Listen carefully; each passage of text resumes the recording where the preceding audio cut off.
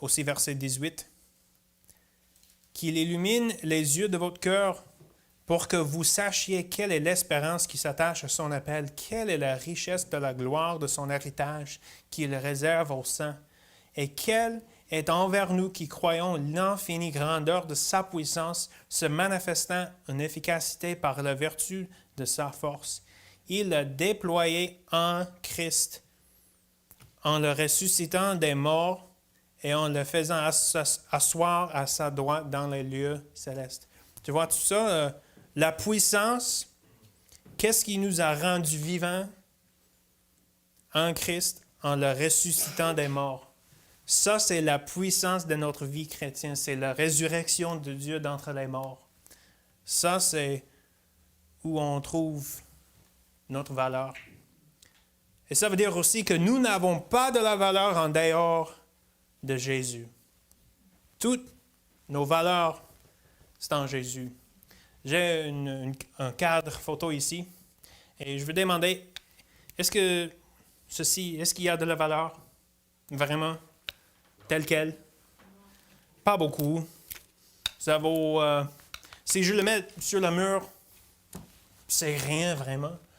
Ça n'ajoute pas de la valeur par rapport au bâtiment. Si on veut vendre le bâtiment, peut-être, je ne sais pas, c'est pas prévu maintenant, mais je pense que si on met ça ici, 10 000 plus de valeur pour le bâtiment. Non, pas vraiment. Ce n'est pas de la valeur là-dedans. Mais maintenant, est-ce qu'il y a de la valeur maintenant? Si je mets une photo là-dedans? Je pense qu'on dirait que oui, maintenant, il y a un peu plus de la valeur, mais pas à cause du cadre, mais à cause du photo. C'est le photo qui donne la valeur à celui-ci. Et maintenant, si je le mets sur le mur, on va demander un peu plus pour le bâtiment, je pense. Mais pas vraiment, mais juste pour expliquer que c'est ce qui est là-dedans qui le donne de la valeur. Et ça, c'est Jésus en nous. Sans Jésus, nous n'avons point de valeur. C'est Jésus. Alors ça, c'est la raison pour laquelle Dieu nous accorde de la valeur. Ça, c'était la question. Pourquoi est-ce que nous avons de la valeur aux yeux de Dieu? Mais à cause de Jésus, c'est évident. On a vu, je pense, beaucoup ici à travers l'Écriture, mais la deuxième question, qu'est-ce que ça change dans ma vie?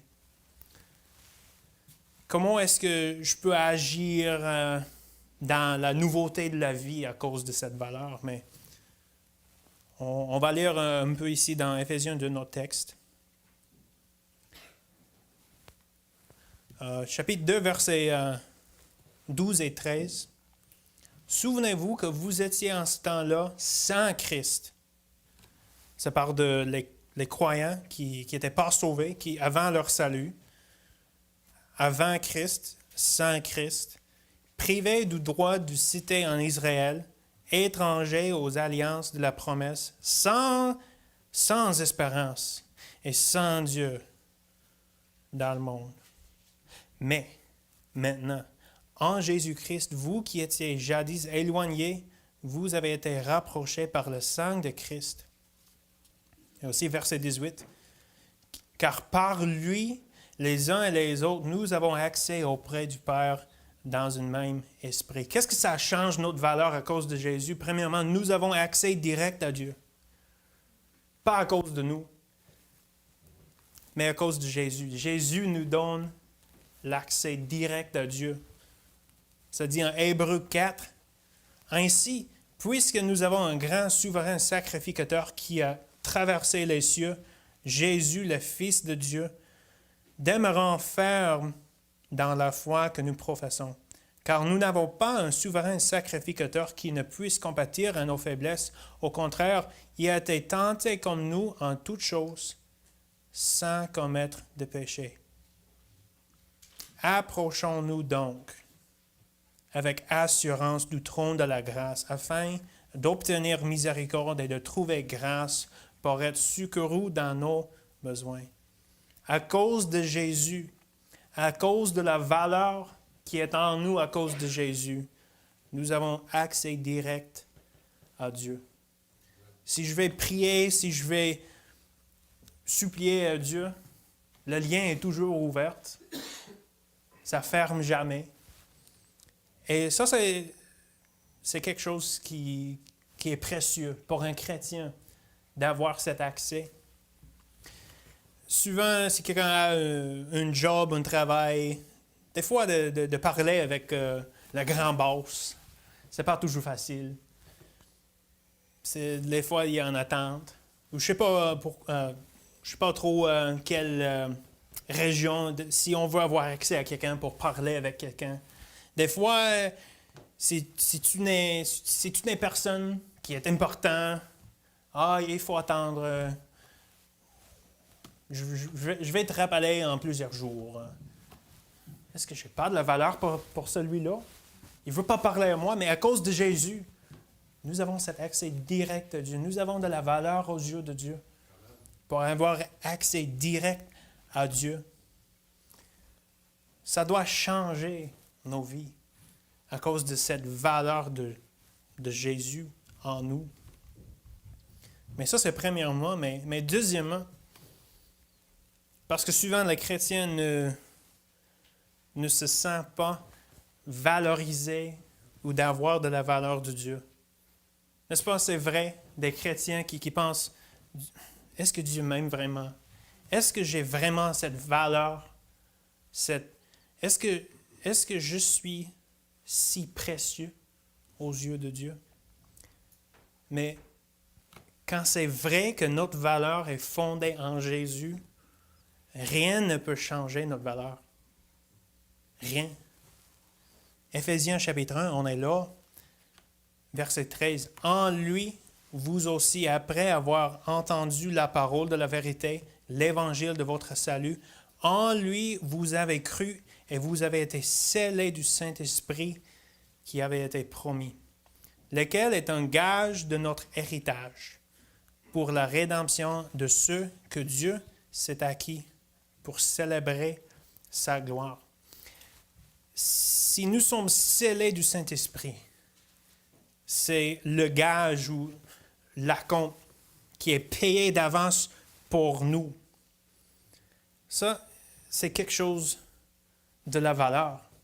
C'est quelque chose de précieux. L'idée ici de ces mots, un gage de notre héritage, si quelqu'un va faire un acompte pour une maison, je vais te donner 10 000 pièces en avant parce que, oui, vraiment, je vais acheter ça. Ça, c'est quelque chose qui se passe souvent. Mais ça veut dire que c'est quelque chose qui a de la valeur pour moi. Je vais payer un peu en avance parce que, oui, c'est précieux pour moi. Il y a de la valeur pour moi. Ça, c'est ce que Dieu a fait de nous. Il a payé un gage, un acompte pour nous racheter. Et quel est ce gage? C'est Jésus lui-même, c'est le Saint-Esprit en nous. Et si c'est le Saint-Esprit qui est en nous, qui est cet paiement d'avance, ça ne peut jamais changer. Parce que c'est lui. Et je dirais, si Jésus pourrait changer, notre valeur pourrait changer. Mais qu'est-ce que ça dit dans Hébreux 13, 8? Jésus-Christ est le même hier, aujourd'hui et éternellement. Il ne change jamais. Et si Jésus ne change jamais, est-ce que notre valeur peut changer? Mais des fois, quelqu'un va dire, mais j'étais tellement un pécheur. J'ai péché beaucoup. Je suis toute croche comme personne. Moi, je ne sens pas aimé par Dieu. Je n'ai pas l'amour pour des gens comme je dois avoir. Même, je suis tout croche. Je ne me sens pas valorisé de Dieu. Est-ce que ça change la valeur? Non, parce que la valeur, c'est là. C'est pas là. Si notre valeur est en Jésus, rien ne peut le changer, même nous-mêmes. Même nos passés. même mon passé, même mon péché, même tout ce qui se passe dans ma vie. Peut-être le cadre était un peu laid maintenant. Mais ça se peut que ça le donne un peu de... a little bit of character now. De quoi? Du cachet, oui, du cachet. Mais notre valeur, c'est ici. Et en tant que chrétien, notre valeur, c'est pas l'extérieur, c'est pas ce que j'ai fait, c'est pas ce que je peux faire. Parce que vraiment, des chrétiens qui marchent selon la sanctification par les œuvres, je ne fais pas assez pour Dieu. Je n'aime pas Dieu assez. Je ne fais pas assez des bonnes œuvres pour Dieu. Je n'ai pas de la valeur pour Dieu. Mais ce n'est pas ça, notre valeur. C'est ça. Et ça ne change pas notre valeur.